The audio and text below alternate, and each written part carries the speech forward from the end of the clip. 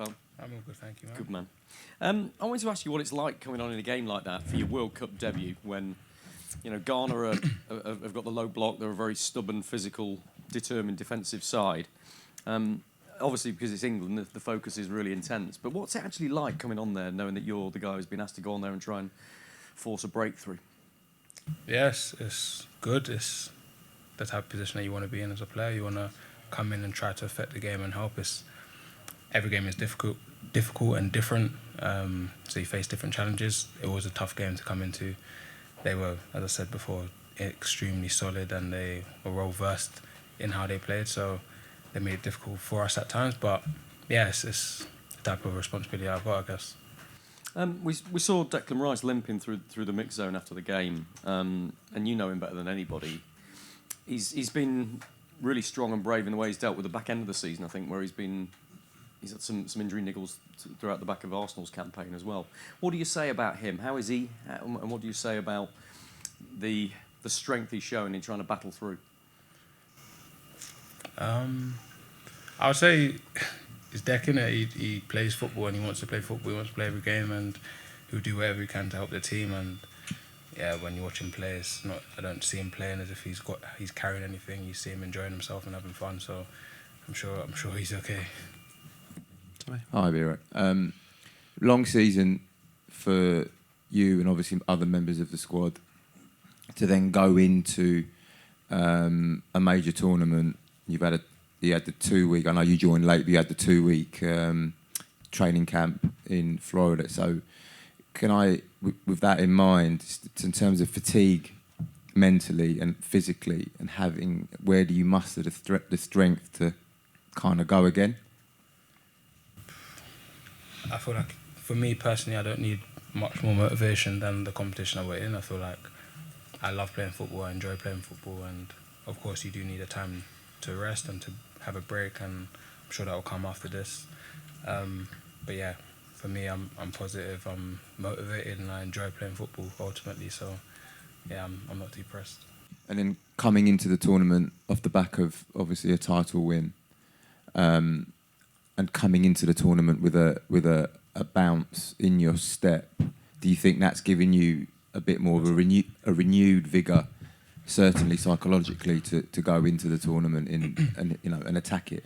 Yeah, for sure. I was saying it before. I think having players in the team who have won things and who have achieved things, it definitely gives you a different type of confidence, belief and trust in what you're capable of. So yeah, I'm sure it's helping me, it's helping the other players in the team, and yeah, you can see the confidence that we have at the moment. Ebere, you said towards the end of the season with Arsenal that you don't really read or pick up on what's said after games. Is that even more significant with England at a World Cup, because it's the sort of occasion, particularly when you don't win, that everyone has an opinion on why it hasn't quite happened? Yeah, I would say so. For me, it's no different. I try not to take too much interest in what people say about what we're doing. We're the ones inside, we're the ones putting in the work and in the arena, so I try to enjoy that bubble that we're in, and yeah, focus on what we're doing, because at the end of the day, we're the ones that are going to go on to do it. So yeah, that's the mentality that I have. One of the things that people thought of that game against Ghana was that there was maybe a possibility of playing two number 10s rather than two midfielders who are a little bit deeper. Would you say that could work in games where you're going to have so much possession that someone like you or Morgan could easily play alongside Jude? Yeah, I think that's an option. It's something that the manager has spoken about before, so it's definitely something that we've got. But yeah, the manager chooses the team, and they do so much research and analysis to find out what's the best way to attack an opponent. So yeah, trusting what they're doing and the way that they think, because at the end of the day, they're the ones that make the decision. Back to Henry, please. Hi, Eberechi. Michael Olise's been one of the stars of the tournament, whether playing off the right or central for France. You obviously know him very well on and off the pitch. You're presumably not surprised that he is expressing himself like this on this stage. No, not at all. Yeah, I played with him for a long time, and we would speak about these types of things. So I'm not surprised that he's doing it at the highest level and enjoying his football. Has Ian Wright been giving you any advice? Has who, sorry? Ian Wright, while you've been out here, because obviously he's always been very supportive of you. I actually haven't seen him since we've been out here or spoke to him too much. But before we came, of course, he's so much love and support that he has for us as a team and me as a player as well. So I'm grateful to him, and he's a special guy for sure. Go back to David. Hello. I want to ask you about the group. The manager spoke a lot about trying to transform England into a Premier League team. I'm curious about how do you think is he doing that? I'd say pretty well. I think you can see the intensity and the passion, spirit that we play with. I feel like whenever we play a game, we have that level of dominance, and we try to impose ourselves in every game, and you can see how difficult it is for opponents to play against us, that energy and spirit. So I think adding that plus the quality that we have in this team, it makes us really difficult to play against. And this is your first World Cup, as you said. All right, There's a spy in the camp. First World Cup for you. I'm curious about what you are learning, how you are enjoying it.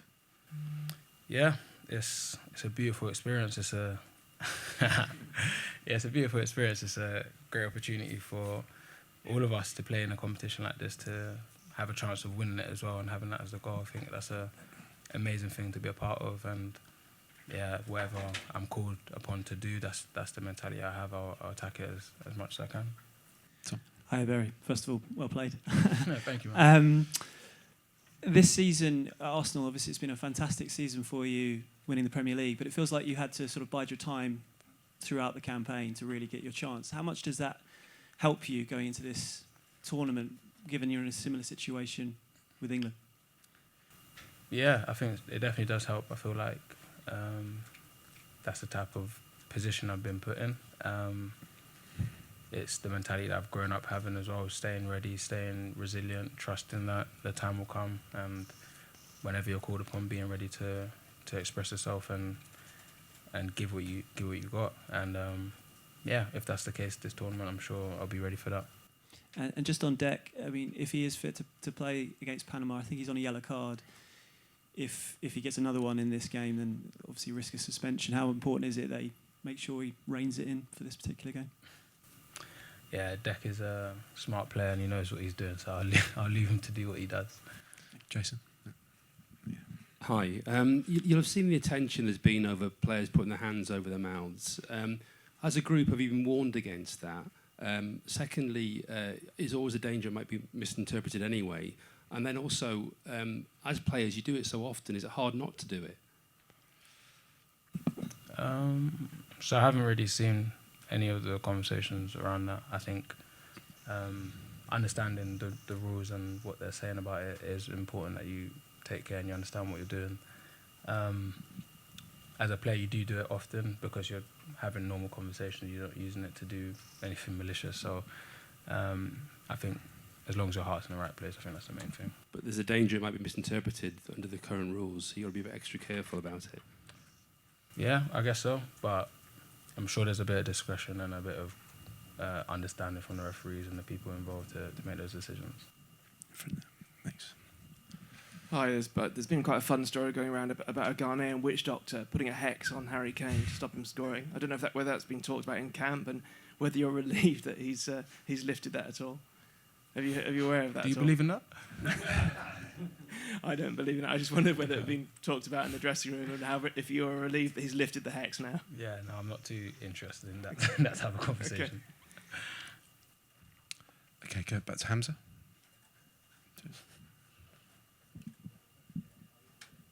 Hi, Epi. I just wanted to ask you about Bukayo Saka.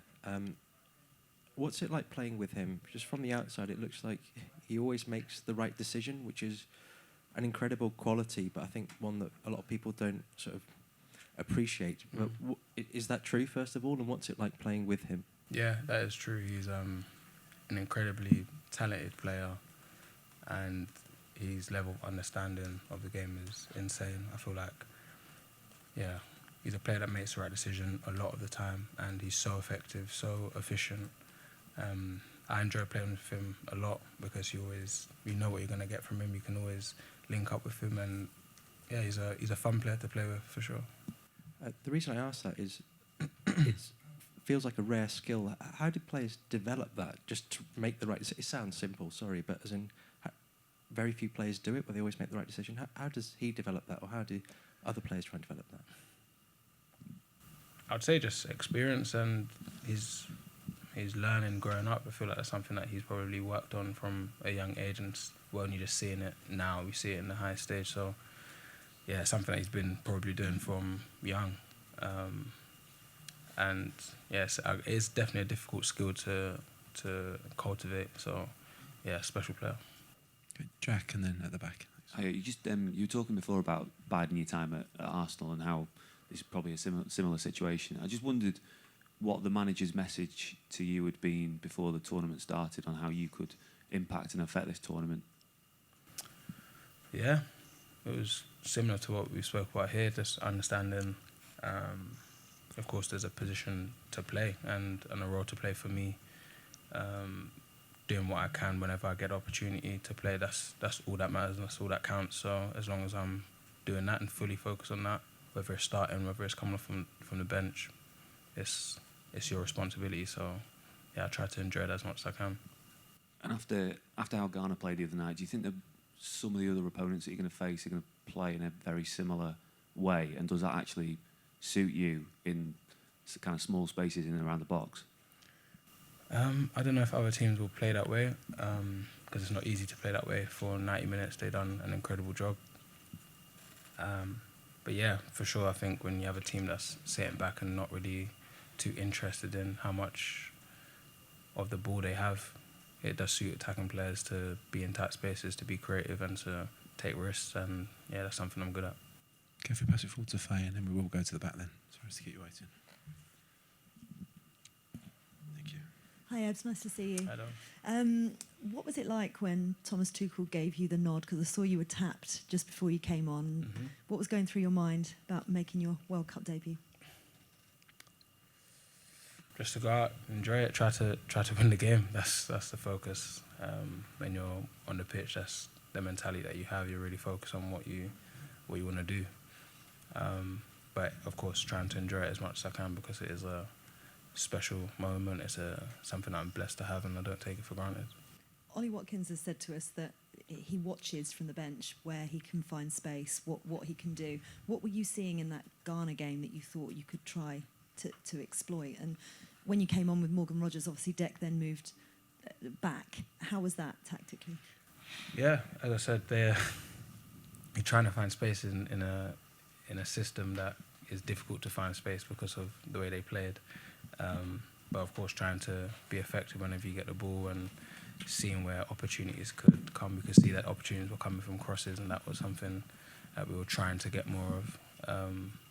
But yeah, each game is different. Each game is interesting. You have to sort of figure out a way, I guess. Thanks, Faye. There you go from the back. Thanks. Hello, morning.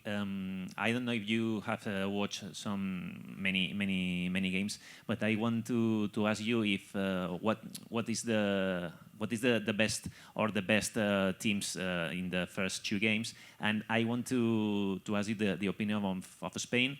If you think there are so many differences or similarities between the current Spain and the Spain that England faces in the last European final. Thank you.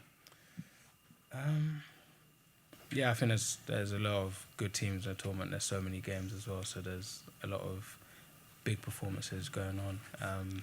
I've enjoyed watching Ivory Coast. They've been incredibly strong and positive, which has been good to see. Spain, I would say they are, pretty similar to the team that we faced in the final. They manage the ball really well. They look after the ball, and they have really strong and effective players in attacking. So I guess that's something that we'll come to and we'll face potentially, but very focused on what we're doing in the group and the route to get there. Okay. Jeremy Armstrong. I don't know if it's a second mic. You have to come all the way to the front.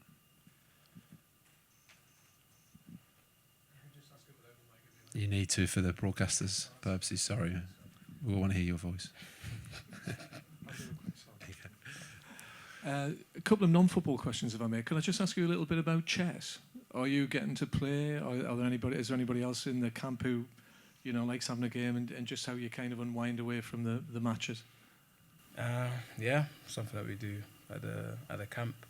Not too much, not so often. I think there's loads of other things to do there as well, which is enjoyable. But yeah, I still play here and now.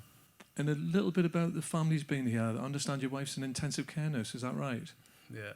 Does that help you kind of keep perspective, would you say, as a footballer? Talking to somebody about things like that, which is a very kind of an extraordinary job to do. Is that help to keep you grounded to a certain extent, would you say? Yeah, I think so. I've got a special wife and a special best friend, so she does help me stay grounded and focus on things that are really important, and yeah, it definitely does help my perspective. Thank you. Finish back with Rob here. Thanks. Ebbs, I just wanted to ask you about this final game in the group, really, because obviously the draw against Ghana means that this is a more important one than it might have been, it feels like. How do you guys see it? Will you be looking at what's happening in the other game and how, the importance, I suppose, of winning this one and winning it well? I don't think it makes a difference for us personally. I feel like we would set out to win regardless. So going into the game with the same mentality, the same focus, you're not going to drop your focus regardless of what happened in the last game. So yeah, we've got the same goal, the same aim, and we'll be going to achieve that. Okay. Thank you, everyone. Top. See you tomorrow. Cheers. Nice one.